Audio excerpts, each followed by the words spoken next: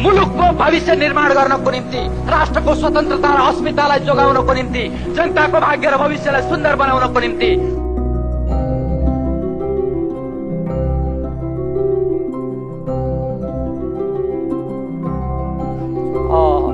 सय 50 सालको राजनीतिक कालखण्डमा एकात्मक शासन व्यवस्था, एकल राष्ट्रवाद, एकल भाषा, एकल भेष राज्यको परिभाषा थियो नेपाल। नेपाली म त्यसलाई भन्छु जसले यो नेपालको माटोलाई माया गर्छ। नेपाली म त्यसलाई भन्छु जसले यो नेपालको लागि रगत होइन पसिना बगाउँछ। मैले नेपाली भनेको एकजना दाउरा सुरुवाल लगाएको र एकजना धोती कुर्ता लगाएको दुवै नेपाली हो। एकजना नेपाली भाषा बोल्ने र एकजना गौरमा बजिका भाषा बोल्ने दुवै नेपाली हुन्।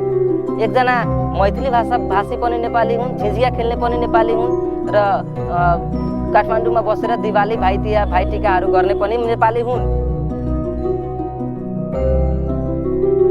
तसर्थ नेपालको परिभाषा आजको दिनमा फेरिएको छ, एकलबाट बहुल भएको छ। मेचीदेखि महाकालीसम्म पहिला जुन भनिन्थ्यो त्यो अनि हाम्रो चाहिँ इन्डियाको सिमानादेखि लिएर हाम्रो चीनको सिमानासम्म जति पनि भूभाग छ, वेशभूषा, संस्कृति जे जस्तो भए पनि हिमाल, पहाड, तराई सबै हामी चाहिँ नेपाली छौँ। नेपाली भन्नाले राष्ट्रियता बुझ्नुपर्ने हो, तर कस्तो छ भने त्यो राष्ट्रियताको अनुभूति मधेसी जनताले अहिलेसम्म भोग्न नपाएको हुनाले अहिले यो भाषाको रूपमा मलाई लागिरहेछ मात्र सीमित भएर गएको छ। मधेस आन्दोलनले त्यो परिभाषालाई बहिष्कृत गरेको छ। अब नेपालको परिभाषा, मधेसको परिभाषा भनेको बहुराष्ट्र, बहुभाषिक, बहुसांस्कृतिक र बहु पहिचान सहितको परिभाषा यो आन्दोलनले दिएको छ। अब नेपाली भन्नाले फ्रेङ्कली स्पिकिङ म त यो बुझ्छु कि यो देश नेपालमा मेरो स्टेक छ, मेरो लगानी छ, मेरो अपनत्व छ, योसँगको नाता छ। नेपाली भन्नाले नेपाल आफैमा एउटा धेरै नै प्राकृतिक रूपमा भनौँ न natural, full of natural beauty छ। खास गरेर मधेसी जनताले राष्ट्रियताको लडाइँ खोजिरहेछ, नेपाली हुनुको लडाइँ खोजिरहेछ, जुन खास गरेर यो सत्ताले मधेसी भनेको नेपाली होइनन् भनेर चिनाइरहेको अवस्था छ। मधेसी जनताले नेपाल भित्रै रहन खोजेको हो, नेपाल बाहिर होइन। र भाषा, भेषभूषाका यी कुराहरू भनेको त्यसलाई केही मायने म राख्दिनँ। यो नेपालीको परिभाषामा चाहिँ नेपाली भनेको त्यही हुन्छ जसलाई नेपाललाई दुख्दाखेरि आफूलाई दुख्छ, त्यो नै नेपाली हो भनेर म भन्छु। नेपाली भन्नाले राष्ट्रप्रति आफ्नो इमान्दार, वफादार र जिम्मेवार हुनुपर्छ। आज मधेसीहरूले बिना वर्दीको बोर्डरको सुरक्षा गरिरहेछन्। हामीलाई वर्दी चाहिए छैन।